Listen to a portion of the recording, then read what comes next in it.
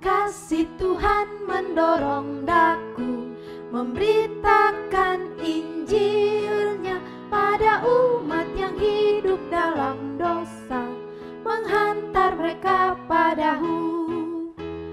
Hanyalah Kristus Juru Selamat yang hidup.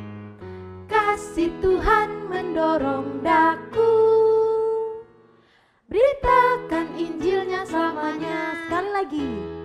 Kasih Tuhan mendorong daku memberitakan Injilnya pada umat yang hidup dalam dosa, menghantar mereka padamu. Hanyalah Kristus Juru Selamat yang hidup.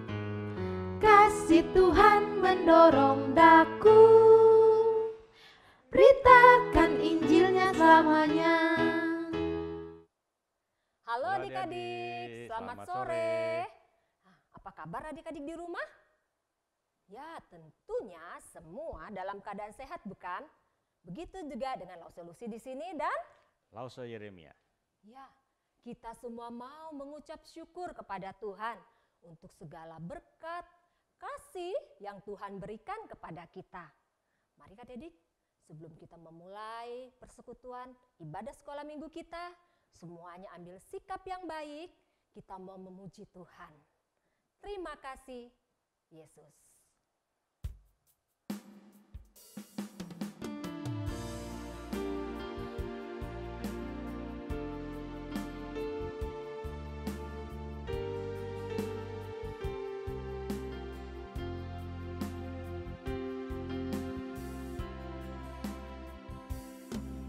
Terima kasih Tuhan untuk kasih setiamu yang ku alami dalam hidupku.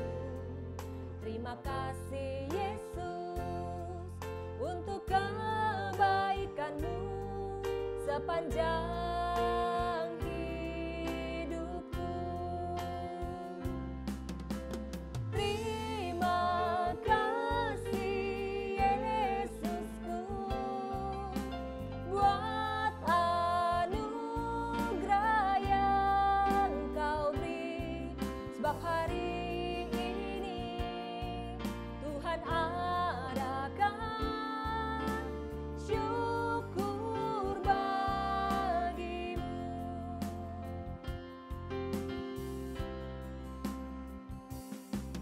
Terima kasih Tuhan untuk kasih setiamu yang ku alami dalam hidupku. Terima kasih Yesus untuk kebaikanmu sepanjang hidupku. Terima kasih Yesusku buat anugerah yang kau beri, sebab hari ini Tuhan adakan syukur bagimu. Terima kasih Yesus. Terima kasih Yesusku buat anugerah yang kau beri, sebab hari ini Tuhan adakan syukur bagimu.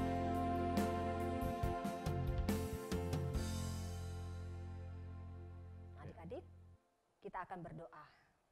Oke, mari kita berdoa. Tuhan Yesus, kami bersyukur pada hari ini Tuhan masih mengizinkan kami untuk beribadah. Kiranya Tuhan menyertai kami pada ibadah sekolah minggu ini. Ajarkan kami untuk selalu memuliakan nama-Mu. Kami menyerahkan waktu ibadah kami ke dalam tangan Tuhan. Dalam nama Tuhan Yesus kami berdoa dan mengucap syukur. Amin. Amin. Nah adik-adik, Tuhan Yesus mencintai semua anak. Ya, anak yang bagaimana loh saya? Apa hanya anak yang rambutnya keriting saja yang Tuhan cinta? Oh, Tidak Lause, Tuhan itu mencintai semua anak, baik rambutnya keriting, rambutnya lurus, kulitnya hitam, kuning, putih, sawo matang, semua dicintai Tuhan. Ternyata Tuhan Yesus mencintai semua anak Lause ya. Iya, Ya, betul tidak sekali. pilih-pilih ya. Tidak pilih-pilih Iya, Lause. Tuhan Yesus mencintai semua anak dan juga Dia mencintai semua bangsa-bangsa yang ada di dunia. Mari adik-adik semuanya bangkit berdiri. Kita mau memuji bersama-sama lagu Yesus Cinta Semua Anak.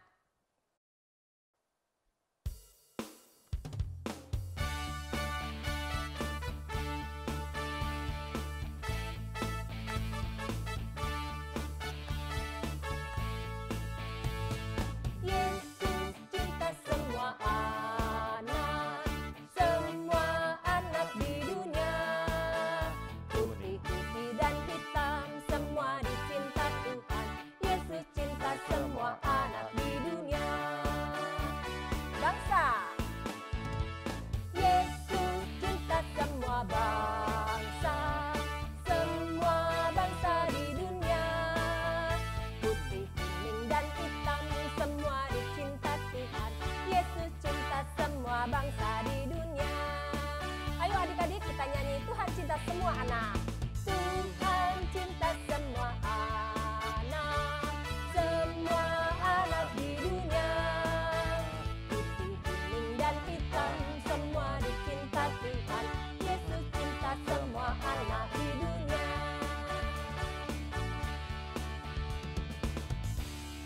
Adik-adik, Tuhan Yesus mencintai semua anak-anak, adik-adik juga, semua. Tuhan Yesus cinta. Kalau Tuhan Yesus memanggil adik-adik, apa jawabnya? Apa ya Lause? Kalau Ya, dipanggil? jawabnya ya Tuhan. Ya, Nah, kalau Tuhan memanggil namaku, aku akan menjawab apa? Ya. Mari adik-adik, masih dalam sikap berdiri, kita mau menyanyi lagu Dengar Dia Panggil Nama Saya.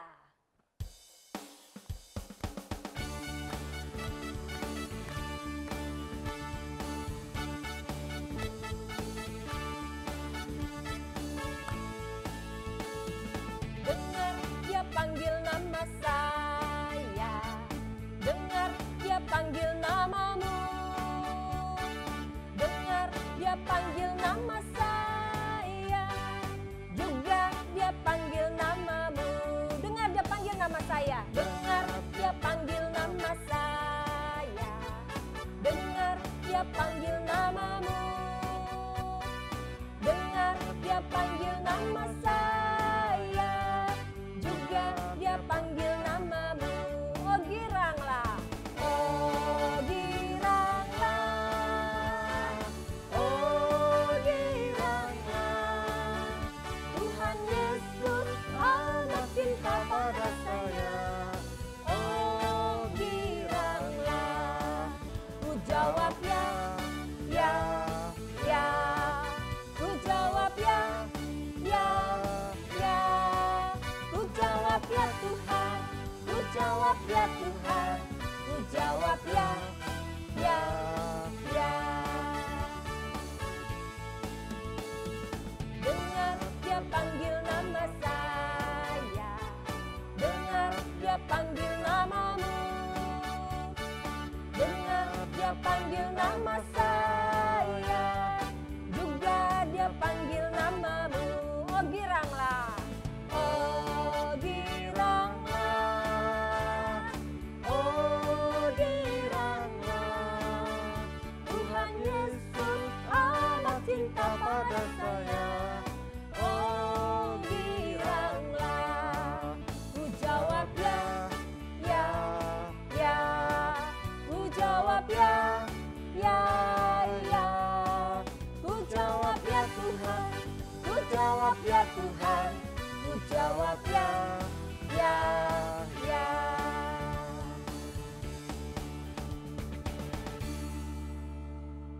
Adik-adik, sekarang kita akan memberikan persembahan. Berikanlah yang terbaik untuk Tuhan. Sudah siapkan kotak persembahannya? Baik, kita akan memuji Tuhan dulu sebelum kita memasukkan persembahan kita ke dalam kotak, kita akan memuji Tuhan. Jangan kamu khawatir.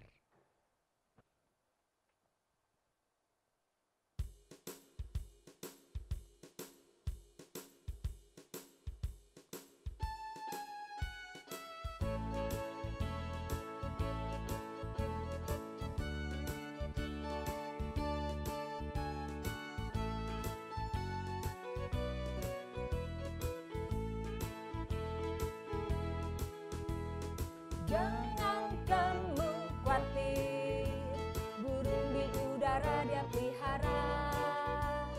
Jangan kamu khawatir, bunga di padang dia hiasi. Jangan kamu khawatir, apa yang kau makan minum pakai. Jangan kamu khawatir, Bapa di surga memelihara. Aku tidak khawatir. Aku tidak khawatir, burung di udara dia pelihara. Aku tidak khawatir, bunga di padang dia hiasi. Aku tidak khawatir, apa yang ku makan minum pakai. Aku tidak khawatir, Bapa di surga memelihara.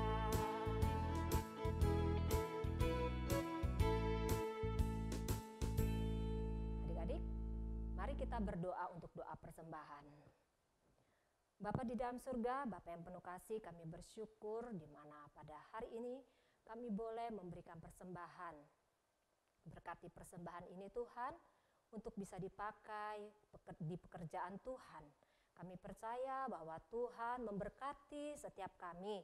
Terima kasih Tuhan Yesus, hanya di dalam nama-Mu kami berdoa, kami mengucap syukur. Amin. Adik-adik boleh duduk kembali. Nah, tiba saatnya kita akan mendengar firman Tuhan. Adik-adik boleh ngambil sikap yang baik sebelum kita mendengar firman Tuhan. Kita akan memuji Tuhan, mengasihi Tuhan dan sesama.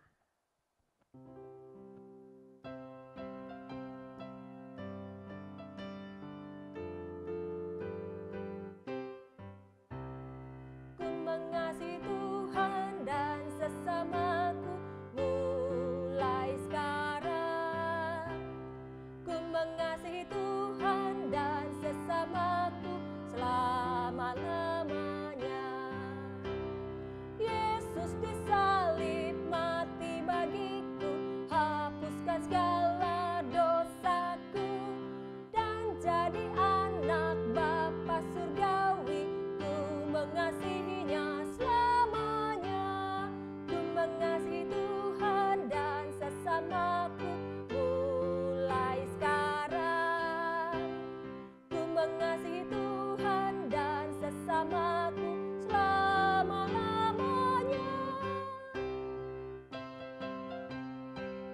Sesamaku kita ganti dengan firman ya. Ku mengasihi Tuhan dan firman-Nya mulai sekarang. Ku mengasihi Tuhan dan firman-Nya selama-lamanya. Yesus disalib mati bagiku, hapuskan segala dosaku, dan jadi anak Bapa surgawi. Ku mengasihinya selamanya. Ku mengasihi Tuhan dan firman-Nya mulai sekarang. Ku mengasihi Tuhan dan firman-Nya selama-lamanya. Selamat sore adik-adik, sebelum kita mendengarkan firman Tuhan, mari kita berdoa terlebih dahulu. Bapa di surga, terima kasih untuk sore hari ini kami boleh menikmati berkat Tuhan. Tuhan memberikan kesehatan, kekuatan memelihara kami, dan sekaligus Tuhan memberikan hari yang indah, hari Sabat untuk kami beribadah. Dan sebentar kami akan belajar firman Tuhan, kiranya Tuhan menyertai kami dan memberkati kami. Terima kasih di dalam Yesus Kristus kami berdoa. Amin. Adik-adik yang dikasihi Tuhan, seorang tokoh misi besar dunia untuk Tiongkok yang bernama Hudson Taylor pernah berkata demikian, jikalau aku memiliki 1.000 pound sterling, adik-adik 1.000 pound sterling itu zaman sekarang kira-kira 18 juta lebih, tapi kalau untuk dulu 1.000 pound sterling itu uang yang sangat banyak sekali.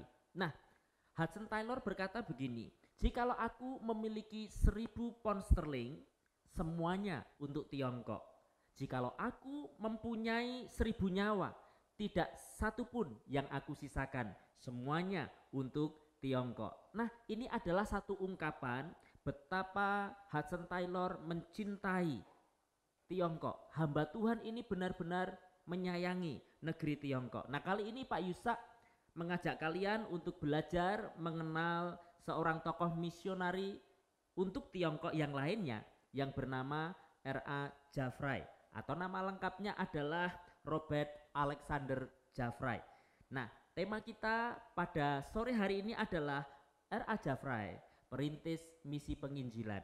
Nah, adik-adik yang dikasihi Tuhan, Jaffray itu berasal dari Amerika Utara, tepatnya Kanada. Nah, kemudian dia dipanggil Tuhan pergi ke Tiongkok, dan bukan berhenti sampai di Tiongkok, tetapi Jaffray kemudian juga melayani Tuhan sampai sebagian besar dari Asia Tenggara, termasuk juga Indonesia dan secara khusus adalah Pulau Kalimantan, tempat kita tinggal hari ini. Nah, adik-adik, orang tua Jaffray berkebangsaan Skotlandia. Ayah Jaffray itu adalah seorang pekerja keras. Sejak muda, usianya masih 20 tahun, dia merantau dari Skotlandia menuju Kanada. Nah, Skotlandia itu ada di benua Eropa, sementara Kanada itu ada di benua Amerika, tepatnya adalah Amerika Utara. Nah, betapa jauh ya, merantau ke negeri yang jauh sejak muda. Nah, tanpa memiliki bekal apa-apa, ayah Jaffray memulai bekerja sebagai seorang petani, tetapi kemudian mencoba pekerjaan yang lain, yaitu sebagai pedagang. Karena bekerja sangat keras, akhirnya ayah Jaffray menjadi orang yang sukses dan kemudian memiliki penerbitan koran atau surat kabar yang sangat terkenal di Kanada yang bernama Globe Toronto. Nah, ayah Jaffray menikah lalu kemudian memiliki 2 anak laki-laki dan 3 anak perempuan. Jaffray adalah putra yang kedua dan sejak muda Jaffray memang punya penyakit jantung. Nah, ayah Jaffray adalah seorang yang sibuk pekerja keras dan sayangnya ayah Jaffray tidak peduli dengan agama. Tetapi beruntung ibu Jaffray memberikan perhatian terhadap kerohanian anak-anaknya. Walaupun tidak mendapatkan didikan rohani dari papanya, Jaffray muda masih bisa bertumbuh di dalam gereja karena didukung, karena didorong oleh mamanya. Lalu kemudian Jaffray yang masih muda menjadi anggota dari gereja Presbyterian. Nah, adik-adik, ketika Jaffray usianya itu 16 tahun, ayahnya itu mencapai puncak kesuksesan, sangat berhasil. Bukan sekedar pemilik dari penerbitan koran yang terkenal, tetapi ayah Jaffray itu juga menjadi seorang politikus dan sangat dihormati oleh masyarakat pada waktu itu. Namun Jaffray muda tidak tertarik untuk mengikuti jejak ayahnya. Dia lebih suka melayani di gereja dan kemudian di bawah bimbingan seorang guru sekolah minggu yang bernama Miss Onigowan. Maka Jaffray muda bertumbuh mencintai Tuhan, mengasihi Tuhan, sampai akhirnya berjumpa dengan seorang pendeta yang bernama Albert Simpson, dan Jaffray muda kemudian menyerahkan hidupnya untuk menjadi hamba Tuhan. Nah, ketika mendengar Jaffray pengen menjadi pendeta, menjadi seorang hamba Tuhan, ayahnya sangat marah sebab ayah Jaffray menginginkannya untuk menggantikan usahanya kelak. Nah, apalagi ketika Jaffray kemudian memberitahu kepada ayahnya bahwa dia ingin pergi ke Tiongkok, maka ayahnya sama sekali tidak mendukung. Bertambah marah besar ayahnya dan kemudian berkata, 1 rupiah pun, 1 sen pun, papa tidak akan membantu dan mendukungmu. Tetapi adik-adik, Tuhan memberikan panggilan yang sangat kuat kepada Jafrai. Tekadnya begitu bulat, dia rela lepas dari keluarganya. Dia rela walaupun tidak memiliki harta ayahnya, tidak apa-apa. Lalu kemudian Jafrai muda masuk ke sekolah teologi Nia yang didirikan oleh pendeta Albert Simpson. Nah, adik-adik, di tahun 1897 Jafrai yang sudah menjadi seorang pendeta bersama 3 temannya sesama misionaris lalu kemudian diutus pergi. Mereka menuju ke Tiongkok. Mereka tiba di satu kota yang bernama Guangxi dan tinggal di sebuah desa yang kecil.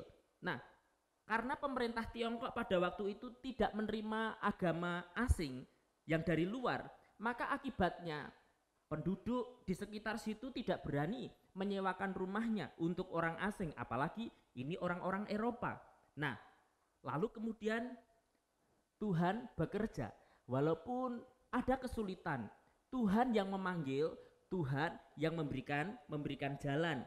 Nah, kemudian ada sebuah rumah yang katanya ada setannya, begitu ya. Nah, katanya ada setannya, makanya tidak ada orang yang mau untuk menyewanya. Tetapi akhirnya si pemilik rumah dengan harga yang sangat murah menyewakan kepada pendeta Jafrai dan teman-temannya, sehingga mereka tinggal di rumah itu dan mulailah pelayanan misi itu dikerjakan.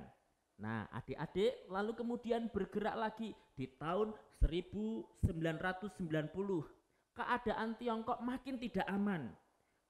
360 misionari mati martir karena pelayanan kepada Kristus, karena menginjili orang-orang Tiongkok. Lalu mereka mendapatkan hukuman dari pemerintah. Pendeta Jafrai kemudian bersama beberapa misionari mengungsi di satu kota yang bernama Makau. Nah, Tuhan memberkati pelayanan mereka di kota ini sehingga dengan cepat berkembang, dan di dalam pelayanan yang sedang berkembang itu kemudian pendeta Jafrai menikah dengan Miss Donner. Nah, adik-adik, pendeta Jafrai dipakai Tuhan sehingga dia menjadi orang yang hebat. Nah, ada seorang sahabatnya yang bernama Dr. Robert Gover. Dia adalah pendiri sekolah Alkitab atau sekolah teologi Cientao. Kemudian meninggalkan Tiongkok dan kembali ke Amerika. Maka pendeta Jafrai lah yang menjadi pengganti untuk memimpin sekolah Alkitab ini. Jadi pendeta Jafrai sudah memimpin orang-orang lain, sudah memimpin calon-calon hamba Tuhan. Nah, kemudian pada tahun 1931, pendeta Jafrai menerbitkan majalah rohani yang diberi nama Sen Jingpo. Nah, selain itu pendeta Jafrai juga mengembangkan pelayanan dengan mendirikan 2 buah rumah untuk yatim piatu. Pendeta Jafrai ternyata orang yang hebat. Dia juga belajar bahasa Mandarin dan dia fasih kemudian dengan berbahasa Mandarin. Lalu dengan modal pandai berbahasa Mandarin, dia mulai berkunjung dari desa ke desa, dia berkeliling, membagikan traktat, lalu kemudian mengadakan KKR. Apa itu KKR? KKR itu adalah kebaktian kebangunan rohani. Orang-orang yang mendengarkan khotbahnya kemudian ditantang untuk percaya Tuhan Yesus, menerima Yesus sebagai juru selamatnya. Nah, akhirnya dari pelayanan satu desa ke desa dengan berkeliling lalu kemudian mengadakan kebaktian-kebaktian, pendeta Jafrai mulai mendirikan yang namanya Pos PI atau kumpulan orang-orang percaya. Itu masih sedikit. Jadi mereka dikumpulkan dalam waktu-waktu tertentu seperti hari Minggu dan juga hari-hari lain untuk diajar Alkitab. Nah, tidak berselang lama maka Pos PI itu berkembang, lalu kemudian pendeta Jafrai berhasil mendirikan sebuah gereja. Nah, kalau gereja berarti itu lebih besar daripada pos PI. Pos PI lebih kecil, gereja itu lebih besar. Nah, adik-adik yang dikasihi Tuhan, ada cerita yang menarik. Sebelum pensiun, jauh sebelum Pendeta Jafray itu pensiun, maka dia sudah mempersiapkan sebuah rumah beserta perabotan isi-isinya gitu ya. Nah, dan istimewanya perabotan rumah ini didatangkan khusus dari Kanada, tempat asalnya. Nah, dia membeli sebidang tanah yang terletak di atas Gunung Paikok. Pemandangannya itu cukup indah. Ketika melihat ke bawah, maka ada pemandangan yang luar biasa. Nah, jadi Pendeta Jafray sudah mempersiapkan nanti kalau sudah tua, sudah pensiun, di rumah itulah dia akan tinggal bersama keluarganya. Nah, tetapi rupanya Tuhan memiliki rencana yang lain. Tuhan memanggil Pendeta Jafray untuk merintis penginjilan di tempat yang sepi, yaitu di mana? Di Pulau Kalimantan. Waktu itu Pulau Kalimantan masih hutan belantara. Tidak seperti sekarang ya. Sekarang sudah banyak kota yang modern di Kalimantan ini. Nah, adik-adik yang dikasihi Tuhan, sampai seorang temannya bertanya begini, "Loh, bagaimana dengan rumahmu?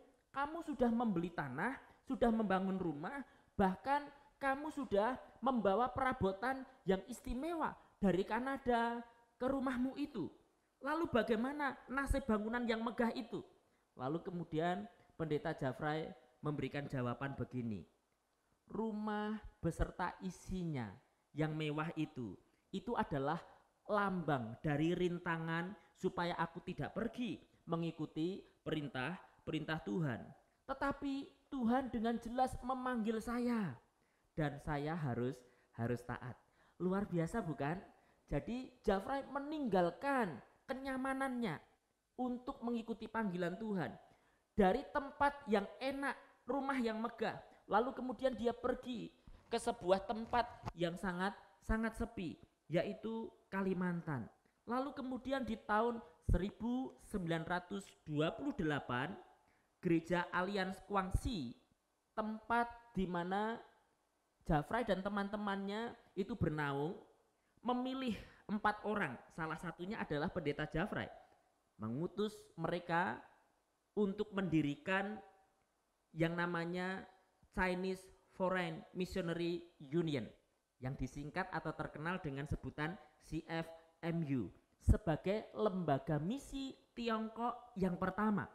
Nah, lalu dari CFMU ini, adik-adik, kemudian diutus 2 orang misionari pergi ke Samarinda.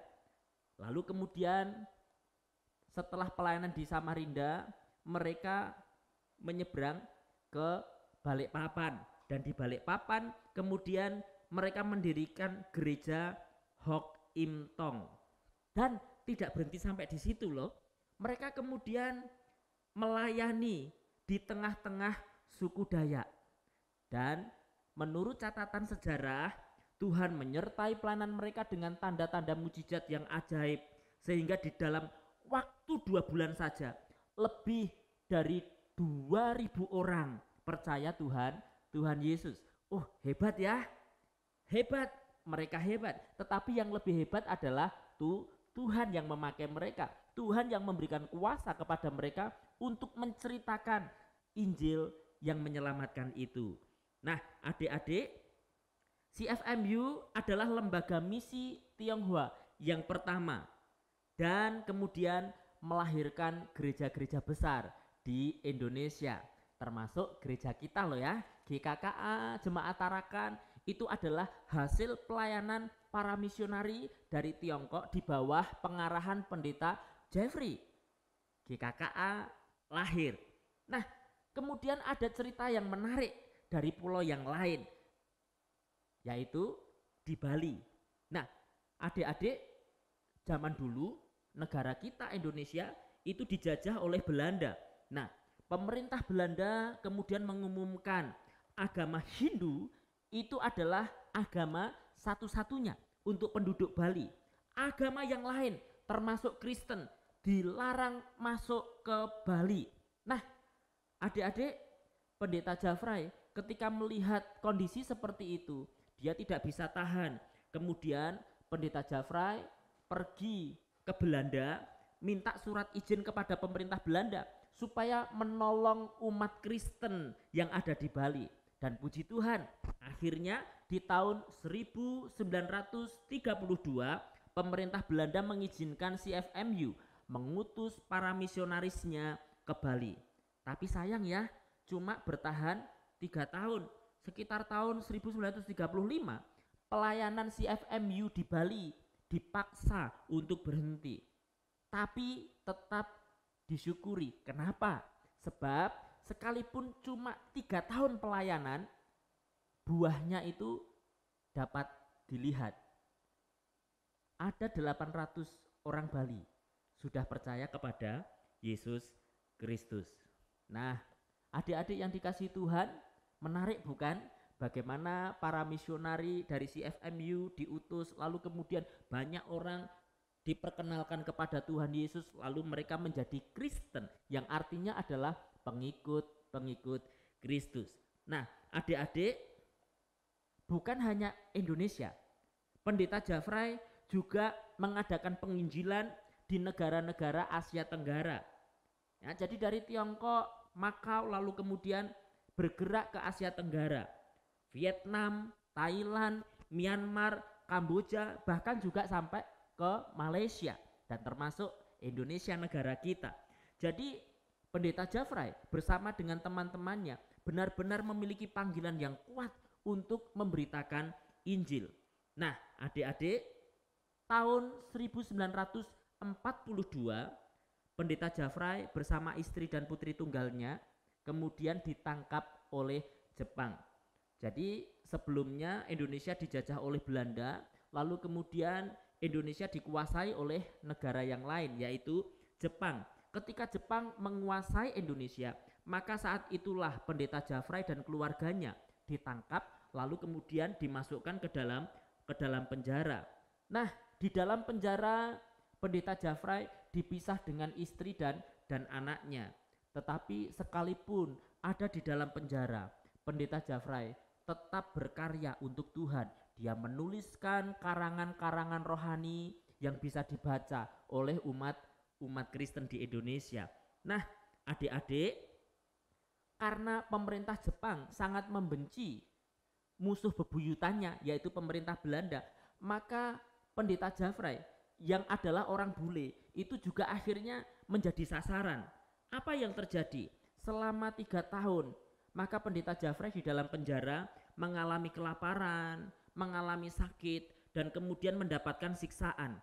Nah, di dalam 3 tahun penderitaannya itu di dalam penjara, akhirnya Pendeta Jafrai meninggal dan kemudian jenazahnya dimakamkan di Indonesia.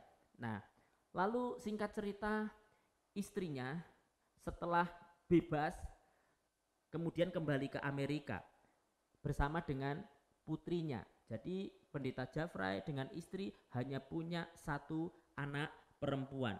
Istri dan anaknya kemudian kembali ke Amerika. Tetapi sayang, istri Pendeta Jafrai tidak lama kemudian meninggal.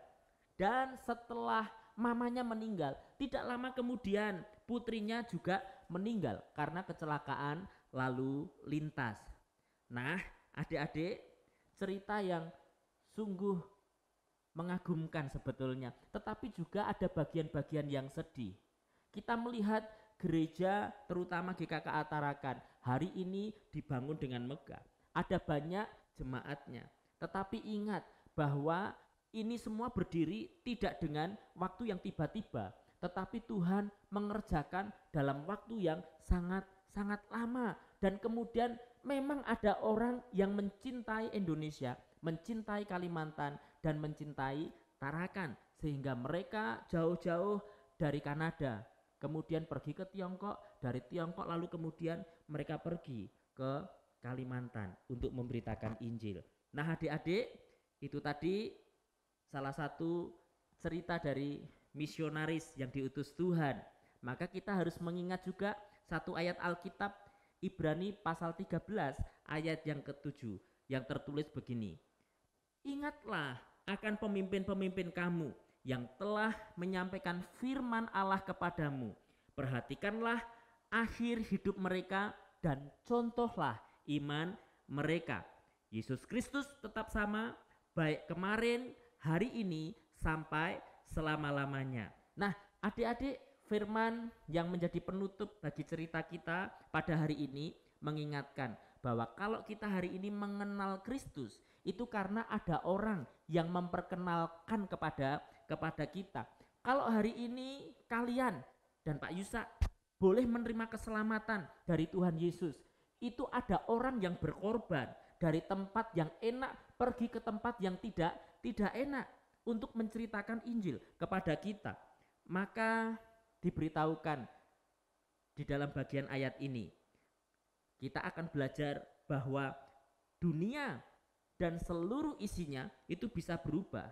Hamba-hamba Tuhan itu bisa meninggalkan kita, tetapi Tuhan yang tidak berubah tidak akan pernah meninggalkan kita dan terus akan menyertai kita. Nah, itu adalah berita baiknya bagi kalian dan saya, bahwa Tuhan kita tidak pernah berubah.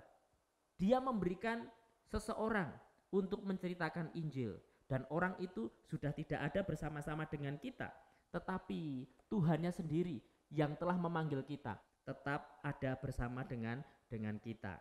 Kiranya Tuhan memberkati kita dengan rasa syukur karena keselamatan sudah sampai kepada kita. Berita Injil sudah kita dengar. Kita sudah menjadi orang Kristen. Artinya kita mendapatkan keselamatan, dan kalau kita dipanggil Tuhan meninggal, maka kita mendapatkan surga dan tinggal bersama dengan Tuhan di surga itu. Tuhan menolong kita. Mari kita berdoa. Tuhan, terima kasih. Kami belajar betapa kasih Tuhan yang menggerakkan orang-orang tertentu, dan pada hari ini kami belajar dari satu orang yang bernama Pendeta Jafrai. Dia dari tempat yang enak, dari keluarga yang mapan, meninggalkan semua kemapanannya untuk pergi ke tempat lain untuk memberitakan Injil, supaya orang-orang yang belum diselamatkan boleh mendengar Injil lalu menerima Yesus Kristus sebagai Tuhan dan Juru Selamat. Kami bersyukur sebab kami adalah salah satu dari buah pelayanan Pendeta Jafrai. Terima kasih karena Tuhan sudah memakai Pendeta Jafrai untuk bisa menolong kami mendengar Injil. Terima kasih juga untuk hamba-hamba Tuhan yang lain yang Tuhan sudah pakai untuk menceritakan kabar baik kepada kami dan juga membimbing kami secara rohani untuk kami lebih mengenal Tuhan yang mengasihi kami. Terima kasih, berkatilah supaya pelajaran hari ini juga mendorong kami untuk kami nanti bisa juga menjadi alat-alat Tuhan untuk menceritakan kabar baik kepada orang lain, supaya orang lain pun diselamatkan. Terima kasih Tuhan, di dalam Yesus Kristus kami berdoa. Amin. Nah adik-adik, tadi kalian telah mendengar firman Tuhan? Ya, minggu ini kita masih mendengar cerita tentang misionari-misionari yang dengan setia pergi memberitakan Injil Tuhan agar semua orang boleh percaya, agar semua orang mengenal siapa itu Yesus Kristus. Adik-adik, ingin seperti mereka? Ya, kita harus berani memberitakan Injil Tuhan dari yang kecil dulu, kepada mbak, kepada tante, kepada om, atau kepada sepupu-sepupu semua. Nah, adik-adik, mari kita sama-sama memuji Tuhan. Kita mau mengatakan, aku mau memberitakan Injil Tuhan. Beritakanlah Injilnya.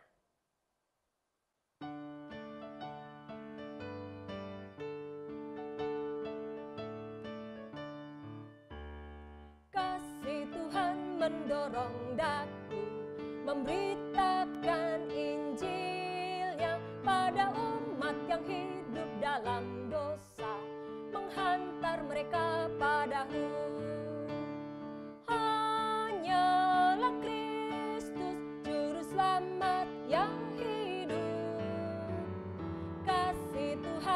mendorong daku, beritakan Injilnya selamanya.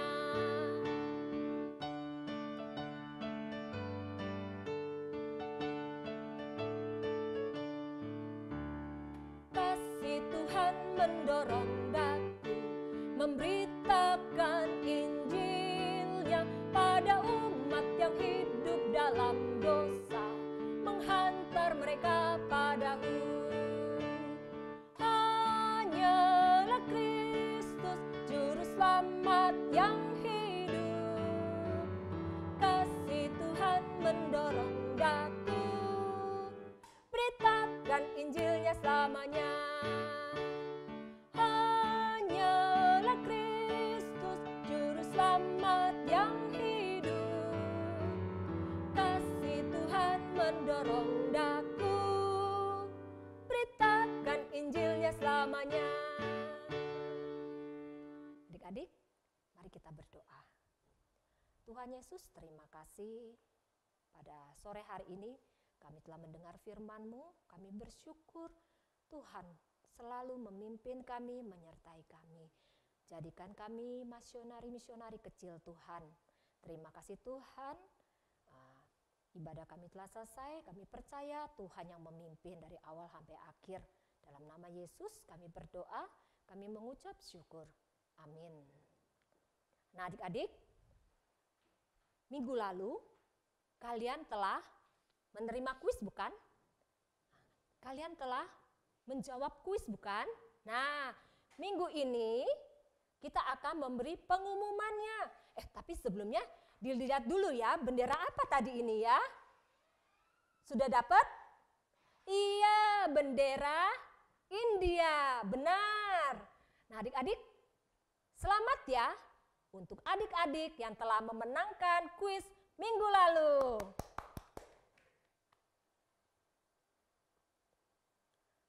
Adik-adik, jangan berkecil hati untuk kalian yang belum memenangkan kuis minggu lalu.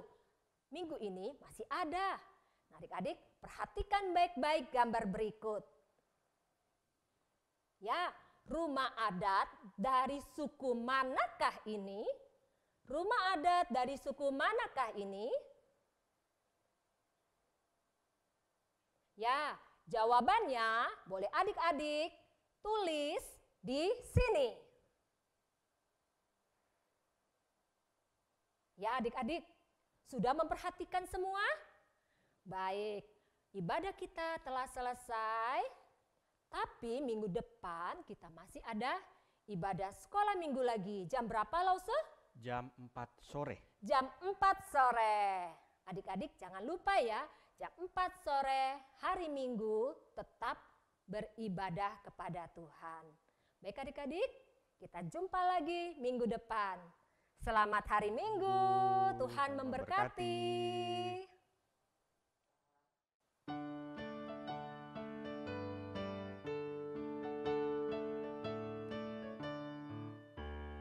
Kasih Tuhan mendorong daku, memberitakan Injilnya pada umat yang hidup dalam dosa, menghantar mereka padaku. Hanyalah Kristus Juru Selamat yang hidup. Kasih Tuhan mendorong daku, beritakan Injilnya selamanya.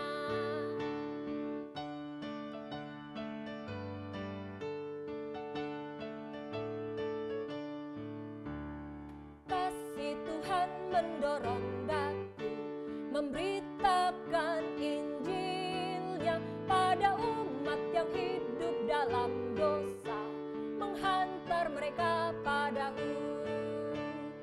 Hanyalah Kristus Juru Selamat yang hidup. Kasih Tuhan mendorong daku, beritakan Injilnya selamanya. Hanyalah Kristus Juru Selamat yang hidup. Kasih Tuhan mendorong